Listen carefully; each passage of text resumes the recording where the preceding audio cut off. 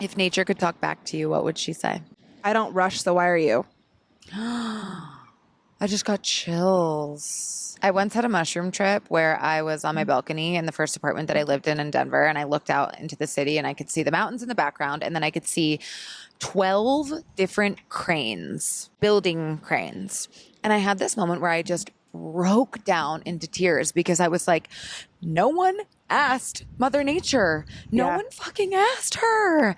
And we're just filling this place up, and we're just chopping down trees, and we're plowing over green spaces, and we're just like piling all this cement. And no one cares. God, no one took a moment to talk to her about this. No one took a moment to explain and explore how we want to grow and add infrastructure and add opportunity, but how can we do that while we work alongside her? For those who are deep enough to get it, But profound enough to not care. you're listening to Consciously Unconscious.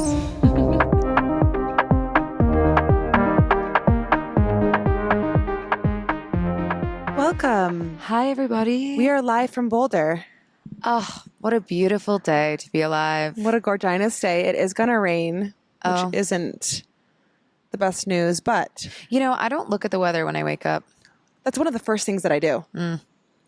That's really interesting about you. You just get dressed. Yeah. Oftentimes incorrectly because I don't know the weather. But yeah, I don't ever look at the weather. I don't know the temperature. I just fly by the seat of my pants. That tracks for you. I'm busting at the seams because this is my fourth time here this week at Yeah. this exact park. Okay. Do you see those two men over there? On the bench. They have been here every day love it. that I have been here, and they look like twin Targaryens. What's a Targaryen? You never watched Game of Thrones? No. But they are giving total Game of Thrones Scandinavian warrior. The Targaryens in Game of Thrones have bleached blonde hair, long. What are the warriors called with horns on their heads? Horns on their helmets. Come on. Vikings? Yes, thank you. Yep. Yeah. They're giving Viking. Yeah. Yeah. And it's funny because when they walk from the back, one's obviously a dad and one's obviously a son. But when they walk from the back, they literally look Is that identical. obvious? I don't know. They look like brothers to me. No. Anyways, I've had time to study them. there are absolute regulars to this park. And Yeah. Amanda's a regular. They're regulars. I am not a regular. I haven't been here in a queen's age. Really? A I haven't fortnight? been to Boulders in a queen's age. Boulders. What is a queen's age? A long periodically time. You know, I wanted to come to school. I wanted to go to Boulder for school. Did I ever tell you that? You never told me this. Imagine if we went to school together. Do you think we would have found each other? I don't know. I think so. I think our souls are too tied that they would have one way or the other. I have to agree. Yeah, I wanted to be a UC Boulder girly, but instead, Oh, that's where you're so wrong. You're not a real one. See you, Boulder. oh, oops. Which is so weird why it is CU Boulder. What is their mascot? The buffalo, Ralphie. Sco Buffs. Sco Buffs, baby. Oh, I have to do this? You know, we would go like this. I don't get it. Oh, the horns. Yeah. Vikings. Yeah. Basically. Yeah, Boulder's a beautiful place. I mean, the first time I came out here, I wanted to go here without even coming out to Colorado. Ah. And then my parents were like, I mean, they would have let me if I really pursued it, but I think they were just like, why don't you just like look at New England for a little bit? Yeah. And I was like, all right, UNH, perfect. Yeah. Wasn't perfect, but Well, that's really interesting that you made your way out to Colorado anyway. yeah. Like if you, it was calling you. Yeah. And then the first time I drove to Boulder, I was like, what is this place? Did you regret? Yes. Yeah. Yes. That'll do it to you. How's it looking over there? Good. I'm just paranoid about the technology and nature, which technology doesn't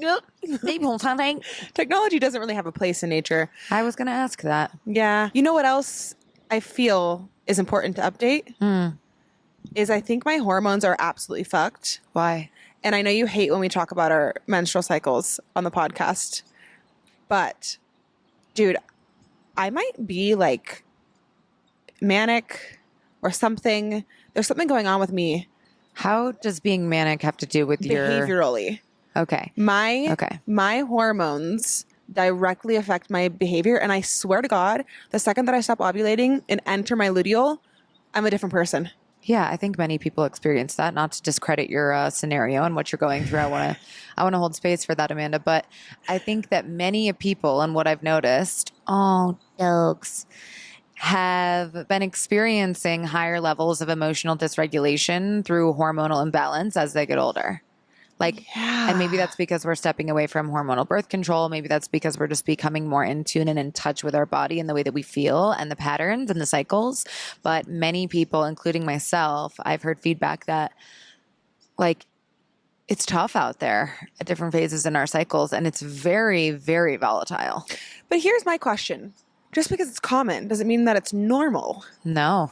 You know? I don't have the answers to that. It's jarring, dude. I swear to God, it's so funny. Of course, I proclaim that I've never felt depressed on one of the previous episodes. Right. And then the second that I stopped talking, the universe is like, all right, bitch. Yeah, you want to try this out now? Huh? Yeah. How's it feel? I literally was not myself this weekend. Okay. What did that look like for you? Well, I just felt so dissociative. That's really the perfect word for what I was feeling. Was I just did not feel Just like out I of was body. in my body. I felt so hopeless in a way.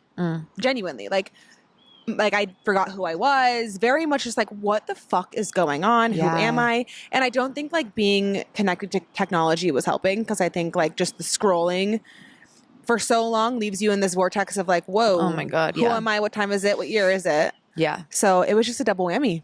You know, the average person's phone screen time in the United States is over 10 hours. Over 10 hours? Yeah. I was going to guess 8. I looked this up a handful of months ago. Maybe we should look it up live to see, to make sure that we're right. We've been trying to be a little bit more diligent about our numbers versus just saying things. I'm yeah, everyone's screen time is above 10 hours. Haha. If we say things with the conviction that we tend to have, people will believe it, but we need to be careful. Okay. Right now, average American spends about 7 hours and 3 minutes per day on screens. Okay. Good thing you looked it up. This is slightly higher than the global average of 6 hours and 40 minutes. Specifically, I want to look mine up. I don't. Really? No, I don't want to do that. I'm looking mine up. Okay. I'm very curious. I've been texting Amanda DeMarco 144 at iCloud.com. 144? Well, I don't know what it is. 6 hours and 6 minutes. Yeah, mine's going to be way higher than that. Is my average. Here's the thing, I though. don't have a family and kids. I'm by myself. But also, I don't think it factors in my laptop and computer time. Because that's also another 6 hours, probably. Screen time. My daily average, 5 hours and 3 minutes. Great. See, don't sell yourself short, Jessa. Yeah. That's still you pretty gotta think not positively. Good. I'm feeling extra chipper today because, yes, I did start to bleed. So I feel better and I feel like myself again, for anyone who is concerned and asking. And because I have been meditating. Wow. The sun's coming out right when you said that. And that's so interesting because the specific meditation that I've been doing is pure luck meditation. Ooh. Connecting with the star Sirius. Cirrus. Well, the meditation gal calls it Sirius. Okay. And I've been envisioning myself glowing like a star. And so that was so fitting when the sun shineth upon me. So Sirius is dragging you out of your depression. By the grace of God, yes. All right. How long have you been sitting in meditation It's for? a 15-minute meditation. Nice. You know who it is, and I saw that you follow her, and I'm obsessed with her. Say. Iris Daly. Obsessed with her. She just came out with a song. I know. Well, I haven't listened to the full thing. Is it good?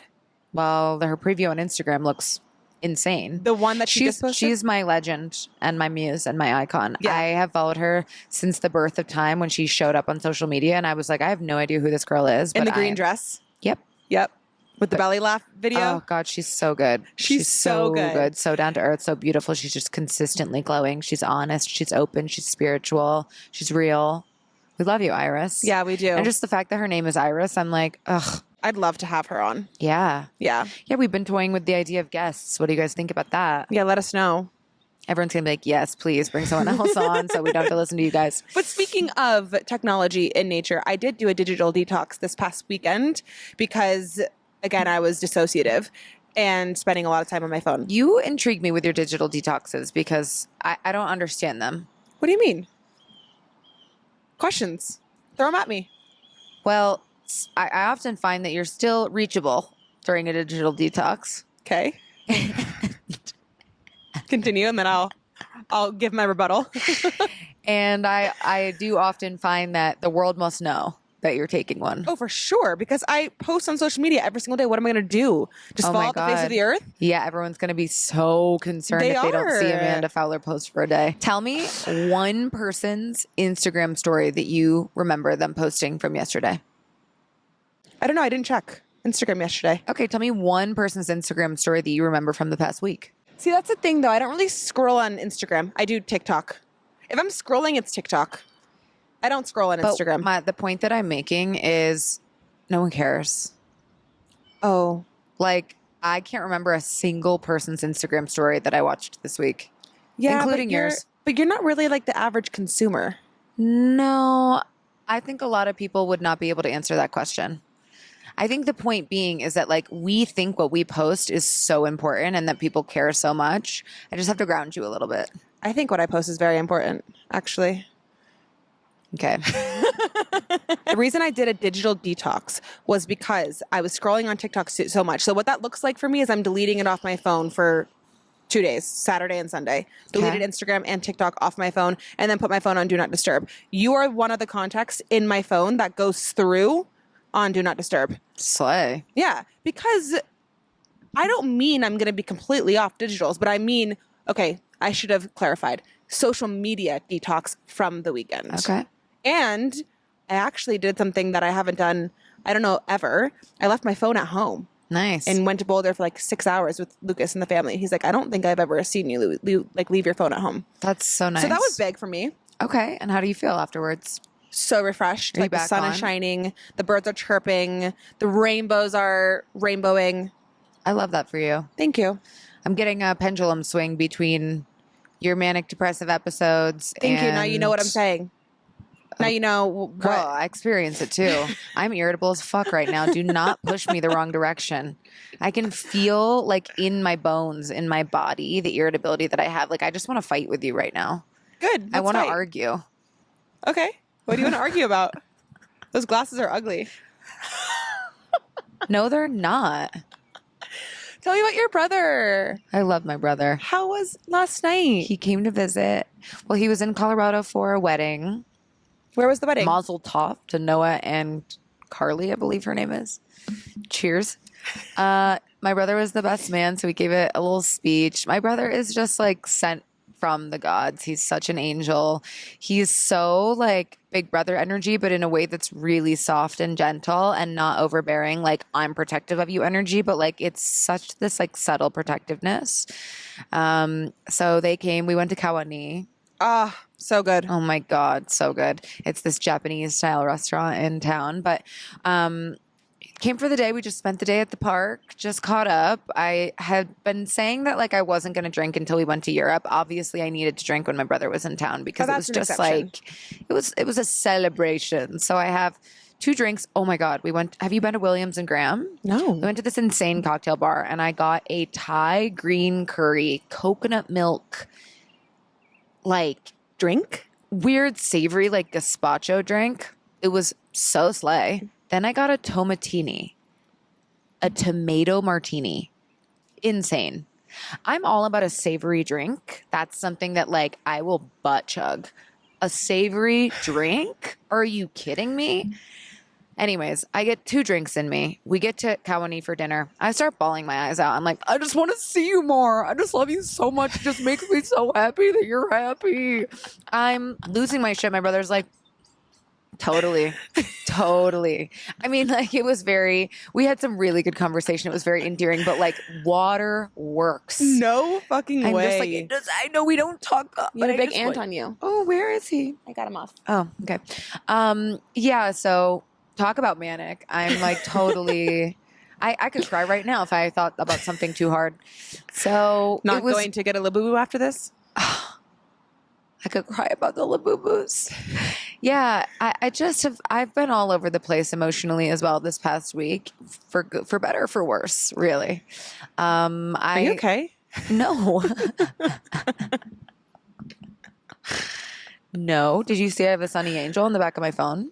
Oh, I did kind of glance over there and say, huh, that's new. Yeah, I'm a collector. I'm an emotional collector. Whenever you feel emotional, you just sit in your bed and collect all your things and cuddle with them? Well, And say, at least this is what I have. I say goodbye to my Labubu's every time I leave the house now, which is getting to be like, I can't live alone anymore. It's getting to a point where I've learned the lessons that I needed to learn being alone, and now it's sending me into psychosis. Yeah. Pretty soon you're going to fall in love with AI. I might have already. Should we get into the... I suppose The we can talk epi? about something else. Or are there any more updates that you have? Any more updates that we have? Well, I did have a moment where I texted you Did you get my text last night? Where I said, I'm literally so excited that we're going to France. Yep. I just can't believe that we're going on a vacation together. I know. Like, it's so And like fun. a girls' trip vacation. Yeah, we did have someone cancel. That's okay. Is it though? You know, Sometimes- it's really hard to get the trip out of the chat sometimes. I shouldn't be on a public platform right now. All that matters Anyways. is that we're going to go to France and we're going to be topless and shake our ass and drink Aperol Spritz and have cigarettes. Hand rolled by moi. Yeah, I've never hand rolled a cigarette. You be learning. Yeah, I will be learning. Yeah. Yeah, I feel very fortunate, very grateful. Lucky girl syndrome. I'm so lucky. Everything happens for me. The universe is conspiring for me. This is gonna be a Everything tough happens how it's episode for meant me to. get through, I think. All right. Okay, All right, I'm going to whip out the beverage of the week because I forgot to grab it from my purse. You're going to what? It's another element. Please, come on. Okay. The reason I picked this I know as the the reason beverage you of the week. Why? Because we're in the elements. Because nature. Wind, Yes. wire, fodder, earth. We drank this exact fucking drink 2 weeks ago, You need Amanda. to bleed because we need to get on the same secular wavelength. Yes, but the reason I wanted this one is because it said it's like a salty sparkling, and I've never tried the sparkling one, so I was intrigued. But Matches your outfit. oh, it does. The reason I wanted to get this is because it says salty right on the front of the label, and it brought me back to my childhood, and the biggest form of nature that I spent time in was the beach and the salt water. And so I just kind of was like, ooh, salt water, elements. Very water. individualized experience for you. Was it? I didn't have salt water in my life, Oh. so that wasn't very inclusive of everyone's experience. That might be your truth, but it's not mine. You know, actually, I for some odd reason, I think of you as coastal because you live in New York, but I know that's like not coastal. I did grow up on a lake, so I did have water involved in my life, Yeah. but not salt. And you talk about like the ocean all the time. So Well, I will say that I was a mermaid in my past life, so I am quite connected to the water. I'm not sure if I was a mermaid or a siren. okay, let's taste test. Did you wear green because we're in nature? No, you keep commenting on this cover up. Sorry. I pulled it out because I was gonna wear like a cute one piece in shorts. And then I found this and I was like, oh, this is cute. I'll pull it on. Whoa. I like that. Salty. Can you open your eyes under salt water? Oh. No, like, can you personally? I don't know. I haven't swam in water in so long, and I don't have any memories of opening my eyes in the salt water. That's crazy. Can you? Yeah. And then I come out of the water and then my eyes are bloodshot as hell. You know, I think I close my eyes, but I think that I have had a fair share of opening them when you like lose things in the water. Yeah. That's the worst. When you go deep sea diving. Yeah. You know what's interesting though is I grew up on the beach my whole life because we were 45 minutes away from the beach. And I grew up on the beach, actually 45 minutes away from the beach. we had a condo on the beach, so I grew up there all the time. privilege. Just fucking Nicole Fregnoli. God, this episode's gonna get so I can't speak about anything. Sorry. I told everyone the claws are out today. Look, your shirt's kind of pistachio. I need to not. stop commenting on the shirt. You need to stop. You need to stop. Anyway, growing up, I used to never be afraid of diving into the water and playing in the water and being in the water. But now that I've been so far removed from it, You're scared of it? I go back and sometimes I'm like nervous to get in the water. Did you ever try surfing? No, because Oh. okay, so the beach that I grew up on was like shark bite capital of the world, New Smyrna Beach. That was shark bite capital of the world. So I said, "Nar, I don't want to surf for fear of being who's that woman, Bethany Hamilton, who got her arm chewed off by the shark." Yikes! Tough. Tough. Super tough. We've got a lot to chat through today about nature, the healing This should benefits be good. of nature, how it alters your mind, how it alters your body. We have some resources to pull from, but we also just have some interesting conversation to have. We're going to do an embrace and an erase as well, Okay. which will be fun. Yes. I would like to just put out a disclaimer for myself that I am going to attempt to take this seriously and talk about some of the things that I wrote down in terms of the psychological benefits of being in nature and spiritual benefits and kind of how it all comes together and the importance of spending time in the natural world and how disconnected we are. But I am feeling a little bit out there today, folks. So we're just going to see what happens. I think that's okay. Take me with a grain of salt. It's the element of surprise. Element. It's actually the sixth element of That was so good. Did you The hear what earth. we just did there? I said, take it with a grain of salt. And then you said, it's an element of surprise. ooh. Would you like me to sing? Did you prepare something? No, but I Okay. can go off the cuff. Okay. You are my sunshine, my only This was the sunshine. beverage of the week song before. No, it wasn't. Yes, it was when I did a. Fine, I'll pivot. Twinkle, twinkle, little star. Okay, I'll pivot. You don't like that one either. Fine. What about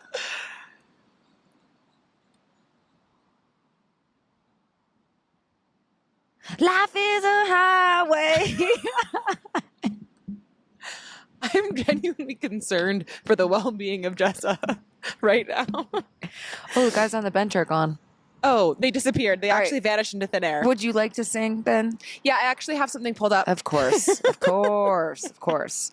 She's but I have like to read it off of the. praying on my demise, praying on my downfall every time I try to sing. No, I She's was like, I actually can't have a number prepared. no, but I was gonna let you go and go and go because it's really entertaining to me. I can go again. You want to? Forest burning, oil spills, melting ice. I got one. I got one. Methane gas. What the fuck is that? It's Ray. It's Environmental Anxiety by Ray. Okay, yeah, I have a better one. Okay, go. Into the woods without regret. The choice There it is is. made, the task is set. There it is. Into the woods without forgetting why I'm on the journey. Into the woods Yo, without. hype me up. I don't know how the time is now. Into the woods to take the time. Into the woods to take. You know, that was back in my musical days. I was in the musical Dude. Into the Woods. You brought it back. Yeah, fuck yeah. You grew up on a beach. I grew up in the woods. Okay, and speaking of the woods and speaking of the beach, when we talk about the health benefits, the bodily benefits, there are some things that I wanted to pull up. I did some listening to Huberman Lab, obviously, because he's got a lot of good resources when it comes to like scientific evidence on why things are beneficial to our mental and physical health. And there are a few key players in the body that responds to nature and nature influences. Can I guess? Sure. Nervous system. Inherently, yeah. But that wasn't one of the Oh, ones do I have that- to be more specific? Kind of. Your hippocampus? No. Your. Wait, I don't know what I'm guessing. Your circadian rhythm. Ah, okay. I could have guessed that. You could have guessed that. Totally, if I That's thought why about it. you just kind of gave up on yourself there. Okay. So your circadian rhythm is the thing. I mean, I don't want to patronize you. I think a lot of you guys know what your circadian rhythm is, but if you don't, it is a thing that like allows you to wake up and allows you to go to bed. It controls your sleep-wake cycle. It controls your metabolism, your immune function, By production of certain hormones like melatonin. and your hormone release. It also, if you are a woman and have a period, it also is linked to your infradian rhythm as well.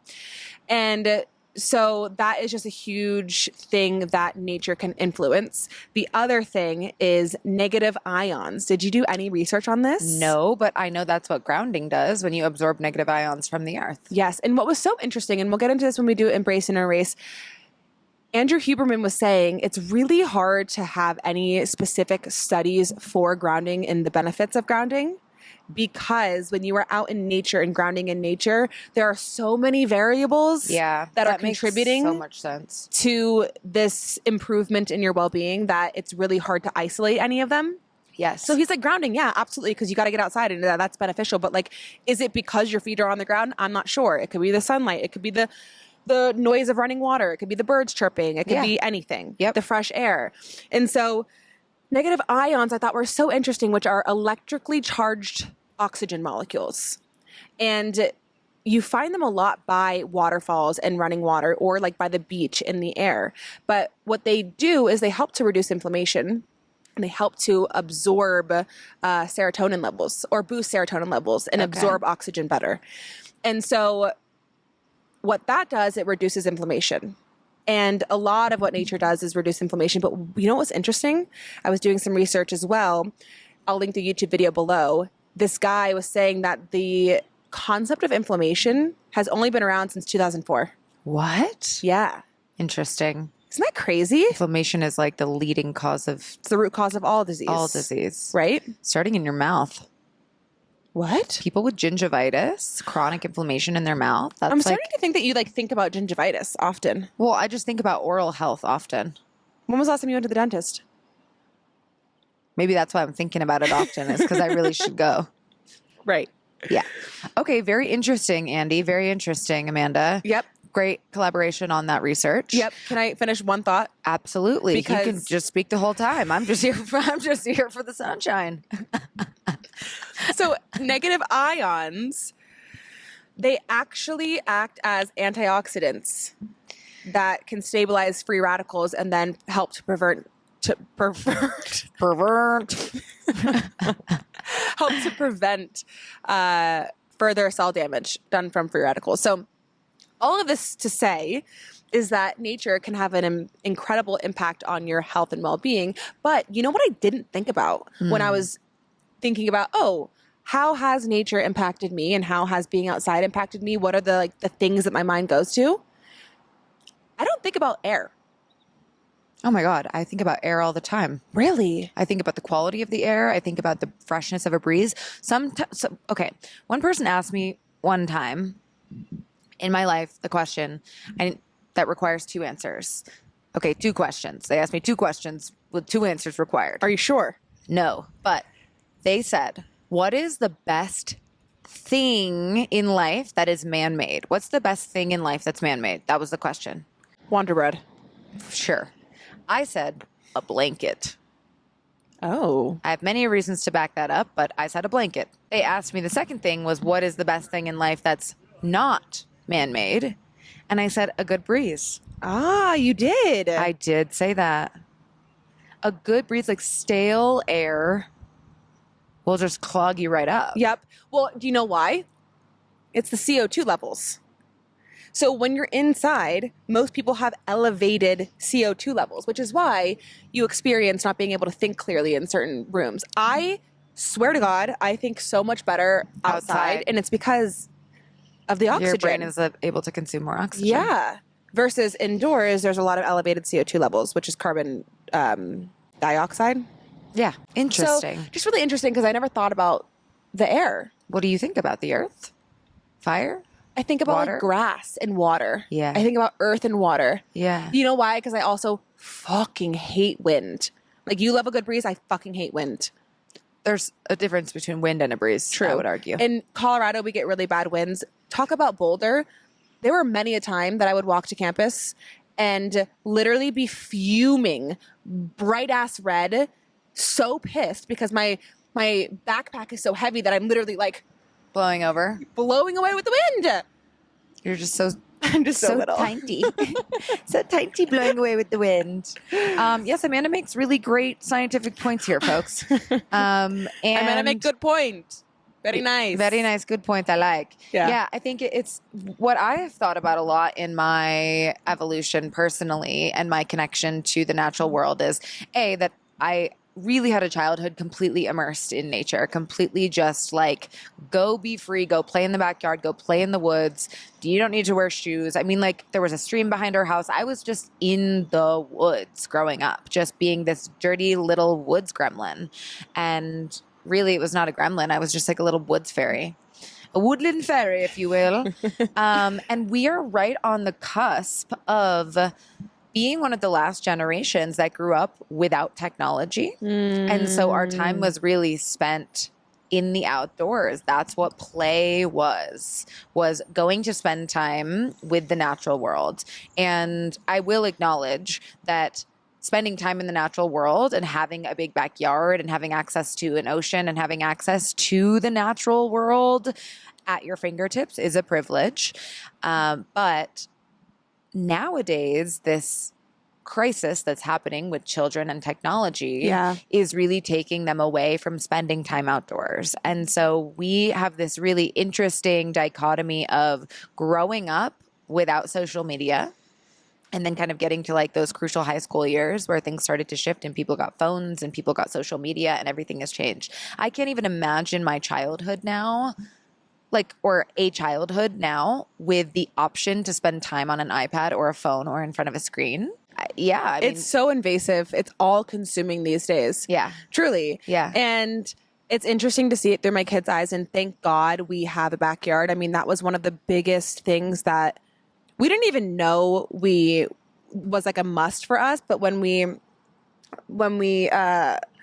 moved into our house, we quickly realized how important having a backyard was. Yeah. Like, holy shit, that is such a luxury, and they spend so much time outside. Yeah. But my oldest is so into movies. He loves movies, and he'll sit there all fucking day. And sometimes he'll ask me when we're outside, "Mommy, can I watch a movie?" when he's tired or bored. I'm like, no. We don't do movies outside. Yeah. Movies are not for outside. Yeah. And it's really interesting. I think about it too. That's why I'm so into this idea of nature schools. And my oldest, Lennox, he went to a nature school from 3 years old to 4 years old. And then I had to put him in a daycare because I needed extended hours. And the reason I put him into a nature school to begin with was because he was at a previous daycare and we were getting emails that he has behavior issues and that he was getting so interesting. He was getting put in timeout 5 times a day and not responding to anything, running around, like just bouncing off the walls because he's a boy with balls. So much testosterone. And so we put him in a nature school. I swear to God, we didn't get a single complaint one time, and he was there for a full year, that he had any sort of behavior thing. He was a great listener. I would pick him up and he'd be way more exhausted. He'd sleep better. His tantrums were better. And it just speaks to like the emotional regulation of that. And even like, I think back to my childhood too, the amount of times I spent outdoors barefoot. Grounding. Like, talk about grounding. Yeah. I mean, that's what I remember having such like a happy childhood, specifically when I was outside. Yes. And so I don't know, man, it is really concerning how much we are neglecting to be outside just because we have the convenience of technology. Totally. Have you heard of forest bathing? Yes. Yeah, it's super interesting. Forest bathing is a Japanese, I mean, it really is just going to spend fucking time outside in nature and calling it something special. Going into a forest, being in bare feet, absorbing negative ions from the earth, breathing in the air, feeling the breeze on your skin. It's being outside and being completely disconnected from your devices. And this is something that actually in Japanese medical offices, practitioners will prescribe someone time in nature as holistic healing technique. And that is, don't get me wrong, like I don't want to dog the entire Western medical system because there are definitely, really, really beautiful practices in our Western medical system that have saved many lives. But we are so used to giving people bandages for things that have already happened and working retrospectively versus proactively. Yeah. Especially when it comes to mental health conditions and prescriptions. And again, we had an episode on mental health where we discussed that a medication is the right option for certain people, but it's just very, very interesting to see other cultures all over the world, Japan being one of them, utilizing the technique of prescribing Yeah. nature as a healing mechanism. Yeah. Well, and that was my whole intent when I left my phone at home this past weekend. That's kind of why I brought it up, because I was Yeah. like, I just knew that I was becoming more disassociative by being on my phone. So I was like, I've got to do something. And at first you're like, oh God, is this really going to fucking help? Like, is this really going to be the cure? Is this really going to be like the thing that treats my mood? And it totally is every time. I want to say one more thing on nature schools, and then I want to get into embrace and erase, because forest bathing was on my embrace or erase. Already, you put your answer in? Yep. So the interesting thing about emotional regulation with nature schools, I pulled this information from barefootoccupationaltherapy.com. I'm going to leave it in the show notes below. Really, really fascinating I love that studies. name. Barefoot Occupational Therapy. Yeah. And they say to improve emotional regulation, your child needs opportunities to practice underlying skills like persistence, patience, flexibility, and problem solving. Yes. For instance, when your child needs to hike or climb, they're working on persistence to continue even when it feels hard. When they're building with rocks and it falls over, they're working on trial and error that requires dealing with the frustration of failing. Yes. When a favorite path is blocked by a puddle or a tree, they get to practice flexibility in dealing with change. The other thing I wanted to bring up too, for me, is, do you ever feel like you can express your emotions better when you're outside? Yeah. I just can think clearer in general. I also think about I like crying outside so much, because I feel like it's just an endless container That's such for my emotions to be held. Yeah. Yeah. That's such an interesting visualization of it. Yeah. An endless, infinite container to kind of just release your emotions into the Yes. ether. Well, have you heard of nature deficit disorder? No. It's everything that we're talking about, just coined into something that's a little bit more psychologically oriented. Like and engaged receptivity? Yeah. Except I created that one. Trademark. Nature deficit disorder is exactly what we're talking about, especially in children. And it's this acknowledgement that we spend more than 90% of our time indoors. No. Yes. Yes. The average American spends more than 90% of their time indoors. And it goes to what you were saying about the different parts of the brain that it lights up when you have to be out in nature, and the different parts of the nervous system and the endocrine system and all the scientific physiological responses that you have to have. For sure. And emotionally, how to process and be flexible and fluid with your environment. Oftentimes when we spend our times indoors, we've created environments, whether you're on a screen or you're indoors, that are comfortable, convenient, easeful. You're not exerting a lot of effort to overcome certain things, especially when we talk about being on screens and scrolling and doing things with ChatGPT and doing things that are literally just given to us without this thought of how to overcome, process, regulate, be flexible. We're exerting far less effort in general as a species than we were years and years ago when we were foraging and picking berries and putting our feet on the grass and engaging with the natural environment around us that keeps you on your toes because it's unpredictable. We have so much predictability in our lives now that really lacks, or makes us lack. What's the word that I'm looking for when someone just acts on the spot? Spontaneity, impulse, instinct. Yeah, I guess all of those things. Not the word that I was looking for, but yeah. You know what's really interesting is how so many people are discomfortable, are uncomfortable in nature. Are they? Yeah, because I feel like there's bugs, sand, salt water. I mean, a lot of people are just high maintenance as fuck. Yeah, and I think that people like their convenience. Dirty. Yeah. But I will also argue that almost everyone can relate to and understand their instinctual and intuitive connection to nature. Yes, but I also think that now sometimes it feels a little counterintuitive. I mean, I think it's funny too sometimes when, all my kids want to do is when we're on walks, look on the grass and pick up roly-polies and, all the things. And how many times I say, oh, don't touch that. Because I don't know if it's especially with the little berries on the trees. Well, they can touch it. They just can't eat it. But that's the thing. I'm I sometimes I find myself feeling so oh, if it hasn't come from like a grocery store and been washed. Yeah. Like, Yeah.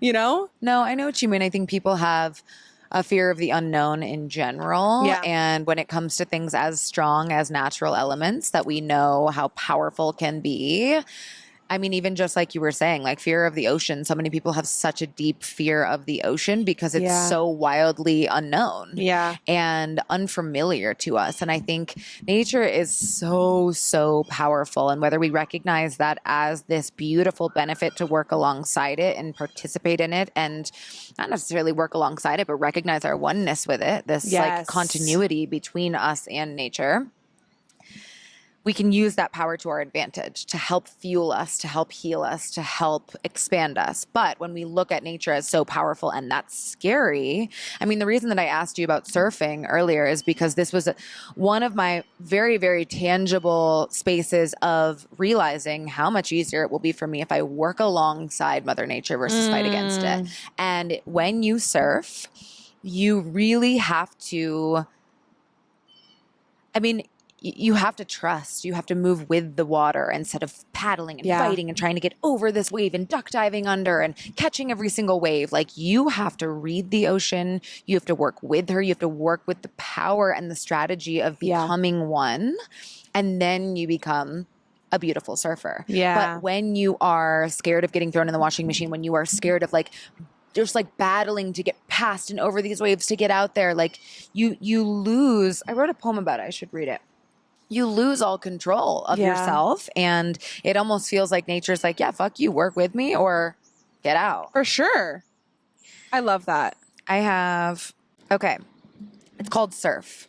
I was surfing a lot when I was in Asia, and it's something that I would love to continue doing, but it says, I feel your push and pull. You beckon me out, intrigued by me, wanting to show your marvel. And right as I agree, you push me away, as if you're protecting me from what I can't see. You invite me to explore just enough to pique my interest, to leave me enamored by your power, your mystery, a tease. I'm learning to trust you, to not fight against you, but to work in conjunction, to co-create something more beautiful than us on our own. A dynamic relationship built upon the willingness to engage. I somehow feel at home, safe, and at peace, yet you never let me forget your strength, though not malicious, is beyond us both. Love that. I love that. Especially because I think that that is such a beautiful point to bring up. Something I always try to remind my kids is the nature is more powerful than you. Like you can explore and you can be adventurous and you should be all of these things, but know that you don't like you're not the one in charge here. Like it's way more powerful. The water is more powerful than you. Like you have to work with it. You really have to be its friend. But I think that it's a very humbling experience when you come out into nature and you realize like that water is so strong. If I fall the wrong way, if I whatever, like, not to be scared of it, just humbling. It makes you feel small in the best way. Yeah. I think that's so many times, especially when we're inside so much and we are, you know, just not getting into perspectives like this. We just think that it's only our world and it's only our problems and it's only da-da-da, whatever. So when you get out into nature, I think it does bring things into perspective. Like, oh, I'm so small, but like, thank God. I know. Thank God I don't just matter. I once had a mushroom trip where I was on my balcony in the first apartment that I lived in Denver, and I looked out into the city and I could see the mountains in the background, and then I could see 12 different cranes, like building cranes. And I had this moment where I just broke down into tears because I was like, no one asked Mother Nature. No one fucking asked her. And we're just filling this place up and we're just chopping down trees and we're plowing over green spaces and we're just like piling all this cement. And no one cares. And like, I just almost personified, which we do oftentimes, we personify nature and elements. And I personified Mother Nature and was just like, God, no one took a moment to talk to her about this. No one took a moment to explain and explore how we want to grow and add infrastructure and add opportunity, but how can we do that while we work alongside her? And this is a little tangential, and I never ended up following through with it, but I went to architecture school for a year. And the design that I was studying was, I forget the name of the degree, but it was essentially how can we merge our infrastructure that we're building, our architectural projects with the natural world. So building buildings that incorporate natural light, refractive mirrors and walls. Architecture. Yeah, basically. And not only creating spaces that bring the outdoors in, but also respect and honor the natural landscape to work with it, whether that be through natural resources or whether that be through like, how can we design a building where a tree gets to grow within the building instead of chopping the tree down? Things like that. And there's part of me that wishes I followed through with that project line, but whatever, I digress. It just didn't work. But the point being is that we have this really separate, at least the way that I see it, is this large separation between people who are waking up, understanding this holistic idea of wellness, which goes hand in hand with connecting with your natural world and your environment. And then we also have these people who are like, fuck it, plow down the rainforest, build economy, fuck the climate, pull out of this agreement. Like, it's this huge separation between people who are starting to care. There's always been people who've cared about the natural world, but like, right? Like, you want to look at it and be like, people are waking up and we understand its importance. But I think we don't have enough experiences where we do feel one with nature. We feel like we're separate from it, or we feel like we're above it because we're spending 90% of our time indoors. True. Two things to that. I remember when we moved into our house, there was this big, beautiful patch of land that was untouched next to Lennox's first daycare. And it was so pretty because you would drive past it and be able to see the mountains so clearly. And you can still see the mountains, but like, it was so beautiful with just like all this land and then the mountains. And they've started to build on it. But when we first moved in, we saw all these yard signs saying like, save the uplands, save the uplands. And Lucas and I never fucking like paid attention to it. Yeah. But I do remember getting a flyer in the mail being like, come to the city hall meeting and like petition against the uplands, what's it called? Construction. Yes. And it's just fucking sad that we think that like, ugh, going to the city hall meeting is so stupid, but like it could have saved it from happening. I know. And what, do we really need more fucking apartment complexes in retail space? Well, it's sad that we have to advocate for nature at this point. And it's really unfortunate to me that you see, okay, this might be a controversial standpoint, but that because I see why we do this, to protect and preserve nature, but the fact that we have to pay to spend time in nature now is ridiculous. The fact that you have to buy entrances and reservations, put your name on a lottery list to go see this and make these reservations, and you literally have to pay to experience the natural world, which really we all collectively own. And because what's the point if you can't make money off of it? Why have it if you can't make money off of it? And I understand that's what our perspective is. I understand that a lot of the national park systems and a lot of these programs that are implemented, that money that you are paying goes to the park rangers who preserve the spaces and goes to, protecting wildlife. And it's ideally going to maintain the spaces as untouched and pure and beautiful. So I understand that, but it's also just a really strange concept that we have to pay to experience parts of the natural world. I agree, because then it creates this barrier to entry for people. But the reason I wanted to originally sing Ray's environmental anxiety is because she says something so interesting in here. So it says, forest burning, oil spills, melting ice and methane gas, toxic waste and plastic fish. We're digging holes to hide our trash. Unity reeks in all our songs, but we drew borders across our lands. 1,000 years we've been at war. When the planet is dead, we will all hold hands. Isn't that fucking I just got chills. Crazy? Did you see David Attenborough is releasing his last documentary that's all about oceans and marine life? Who's David Attenborough? Did I just say something entirely wrong? Me for not knowing Addison Rae? Bitch. Okay. Who's David Attenborough? He's the one who voices over all of the National Geographic documentaries. I don't like National Geographic documentaries. Oh my god. Like that's just not my like entertainment taste. You should my really genre. know who David Attenborough is. I mean, maybe I like know who he know his is, but I voice. don't know the name. Anyways, he has contributed the entirety of his life to creating and being part of research and promotion of and education on the natural world. Wow. And species and oceans and forests. And he's been a massive advocate for Gaia and Mother Earth and just like getting people to understand and learn about the power of nature and how to preserve it and how to heal and learn and grow with it.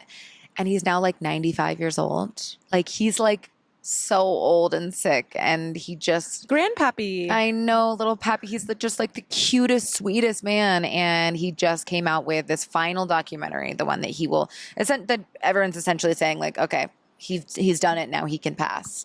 I know, and it's all about marine life, and it's all about how the only way to keep the world healthy is to keep our ocean healthy. And he's like on a beach in front of the ocean, this 90-year-old white-haired man. And he's like, and the one thing that I've learned over all the years is that if our planet must remain alive, our oceans must remain alive. And I'm so excited to see it because it's all this research about Okay. When marine is life. it coming out? I don't know. We need to watch it and then do a whole breakdown on the Yes, we podcast. do. Fuck. See, I'd love to interview him. That's the type of guest we want to have on. Like Yeah, we experts. we would need to have a few connections to get to David Attenborough. You know, if we just get in our lucky girl syndrome frequency, maybe we can. Maybe Iris can help us manifest that. Can we do embrace or erase? Yeah. Okay. Embrace David Attenborough. Embrace. I need to hear his voice. Right now. I'm playing it. I am David Attenborough, and I'm 93. Yes. Yes. I am David Attenborough. What is this? This is my witness statement. I've had the most extraordinary life. It's only now that I appreciate how extraordinary. I've been lucky enough to spend my life exploring the wild places of our planet. I've traveled to almost every part of the globe. Oh my God, he's gonna die. Oh my God, you guys. I can't. If anyone knows him, I want to meet him. No. Can we do embrace or erase? That made me so sad. You know what? We'll send a letter. We're going to send a letter to David Attenborough. He's going to see it before he dies. Don't worry. Okay. He'll see it. Oh my God. We're going to send a letter. Okay. Okay. Okay, go. Okay. I'm so unstable. Camping. Embrace. Yeah. But for me, it kind of depends on a few things. I can't camp longer than like 2 nights. Okay. Okay. Why? Because I don't get good sleep. I can't sleep with someone who snores in a tent. Oh God, yeah. Anyways. Oh my God, you're like really bawling. Oh Do my you God, take a I minute? could have like, if I just let that rip, like I'm really holding it in right now. Okay. Go. I embrace camping, and I only embrace it if I can have a fire on the campsite. 1,000%. Yeah, but there are a lot of Have places to. in Colorado where unfortunately there's like fire warnings and you can't have bonfires and stuff. But I love to camp. Yeah, agreed. I've camped solo a few times before, which is also crazy. And the cool thing about camping is you usually don't have service, and I really appreciate that. Yeah. Okay. Butthole sunning. Perennial sunning. Yeah. Have you done it? Yes, of course. I used to have a fenced-in backyard. So what do you do? Oh, that's the tactic? That's how I was did thinking it. like You could also do that. It's whatever's comfortable for you. personal It's supposed preference. to energize the fuck out of you. Is it? But you got to be real careful because that's an that area does not see the sun. Right. And so like how quickly you can get burnt is really dangerous if you have really sensitive skin. Yeah, I'll embrace it. Okay. It could be like a myth how it works. I've seen both perspectives on like, Yeah, what's the science there? I don't know. Just the absorption of vitamin D into a place that's like really receptive. I don't know. A place that doesn't see the sun. Exactly. Sunscreen. Loki? Erase. I erase it. Yeah. Honestly, I'm sorry. Okay, here's the thing. Growing up, I never, ever, ever put sunscreen on. Me either. We'd be at the beach for weeks at a time, and I would never put sunscreen on. Granted, I do have a lot of melanin in my skin. Yeah, you have beautiful olive skin. Thank you. So if you have fair skin, you're gonna probably want to put sunscreen on, I think. Need it. I think this is a very situational thing. However, I have seen some things about like sunscreen and skin cancer. Yeah. Me too. I've seen that as well. Like the conspiracy videos? Yeah, on Carnivore Aurelius on Instagram. Oh. He's like this account that talks about how fucked up our food system is, and basically like he always jokes in his memes like the way to be healthiest is only eat red meat, wear no sunscreen, drink raw milk, like that kind of shit. Yeah. He's an anti-sunscreen guy. Yeah. Yeah, I have seen, I mean, think about it. Like you're slathering chemicals all over your body. And then also, does that prevent the absorption of vitamin D? I am all for sunscreen if we utilize like a natural sunscreen. Like zinc. Yeah. You know, aspen trees have zinc in the bark. So you can just rub your hand on an aspen tree bark and then put that on your skin. You can tell it's an aspen by the way it looks. By the way that it looks. That's the type of sunscreen I'm leaning into is like, okay. I don't necessarily need something from a bottle. Right. Yeah, I agree.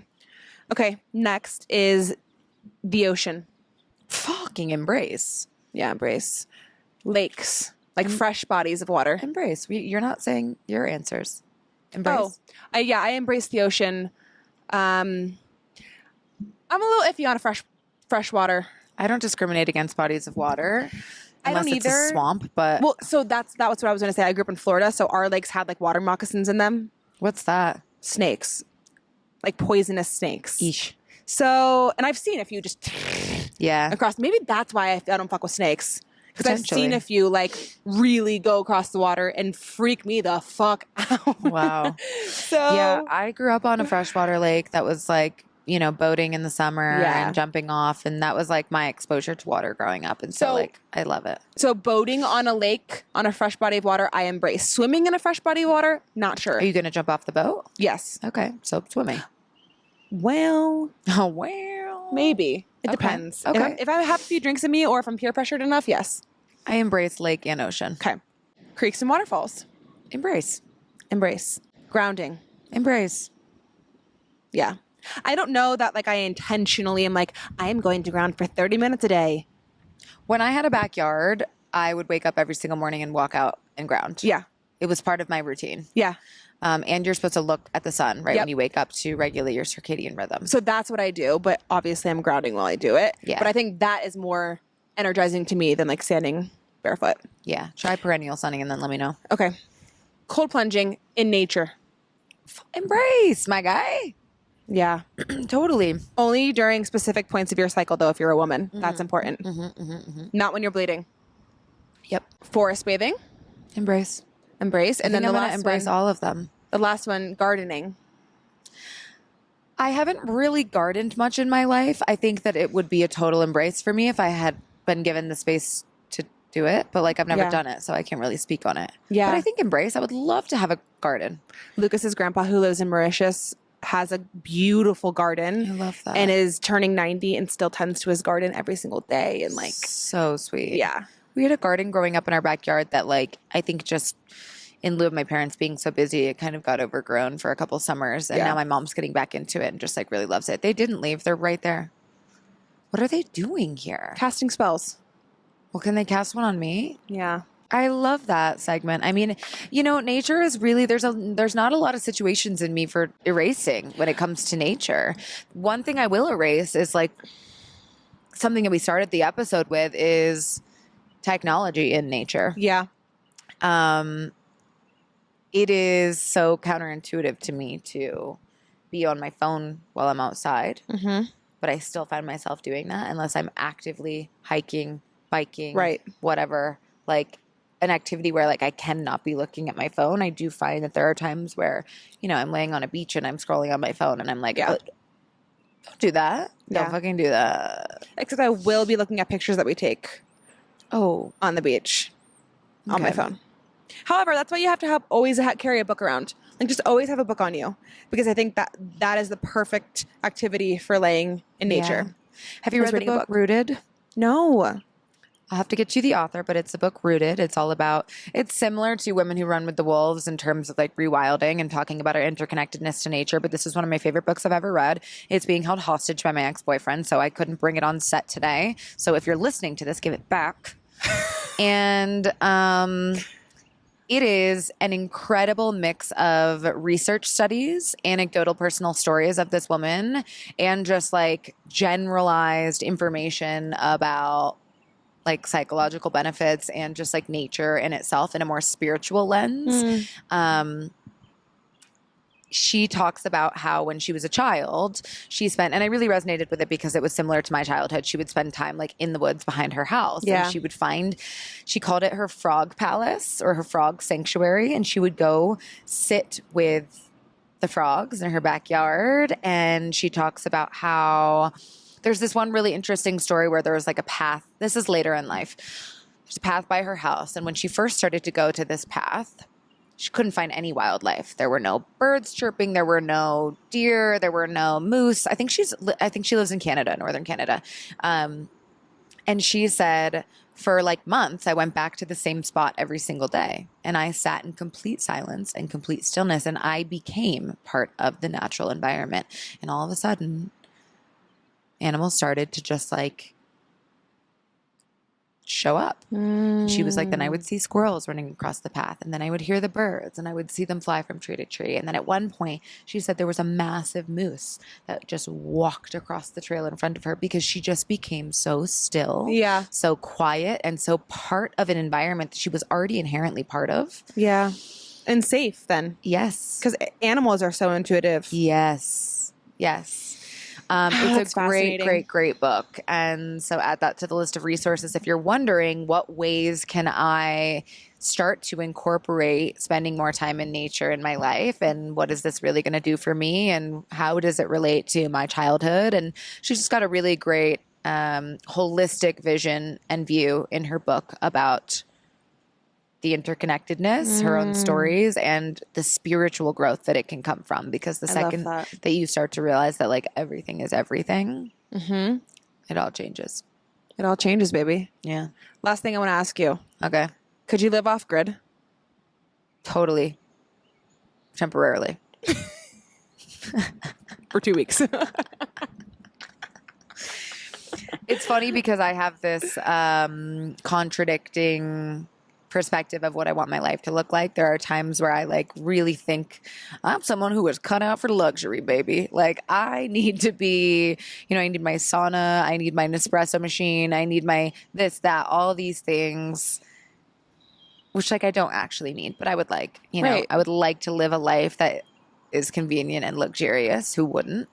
But then there's also this part of me that's like, God, I would be so happy if I just lived on this off-grid bungalow on a beach. Yeah. And I think that I would like my life to involve both, where I'm not completely disconnected and unplugged from society, because I really do like to participate in cultural, social endeavors. And so living off-grid feels like a disservice to the potential of my relationships and the potential of my like passions and projects. But I do often think about how nice it would be to have an opportunity to do that a couple times a year. I 1000% agree. Yeah. I think that so many people will say, especially on social media, like I was born in the wrong generation.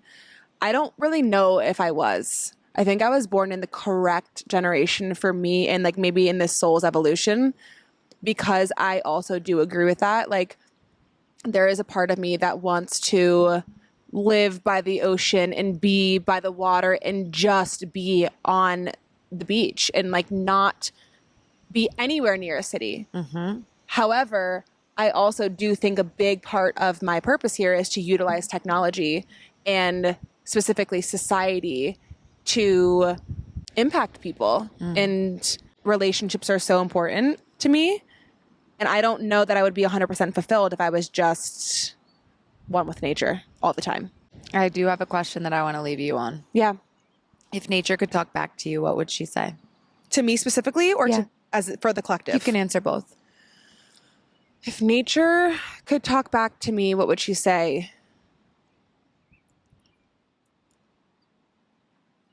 I don't rush, so why are you? I just got chills. Is she a poet? Bye. We're done on that note. I can't believe I fucking broke down about David Attenborough. Holy shit. Okay, well, this was really fun. I love that. I think that's a perfect place to leave it. And that's a really good reflective question to ask yourself in terms of like, if nature could talk to you, what would she say? What Love would she that tell question.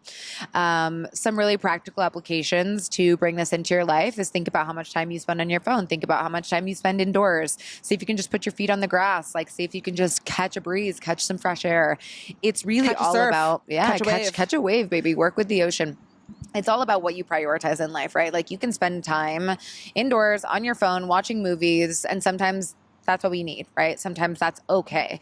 It doesn't mean that you have to spend every single free second outdoors being like, I am one with the earth. But if you can prioritize that, I promise you, I can guarantee you and say this with conviction that you will feel better if you prioritize time in your life connecting with the natural world around you in whatever capacity that looks like.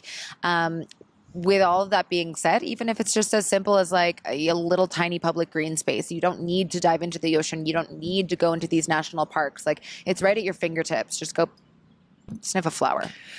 Seriously, go sniff a flower. The last thing I want to add to that is we always talk about how we have so many problems because we're so stuck in our own little worlds. And I do want to just reemphasize, like, getting outside and being in nature can give you such purpose as well that I think we all need whenever we're working from home or we're not seeing friends as much. Like it can be so fulfilling just to be out in nature, and it's such a quick fix. So Normalize business meetings outside. normalize business meeting outside. Normalize eating outside. Schools outside. Sleeping outside.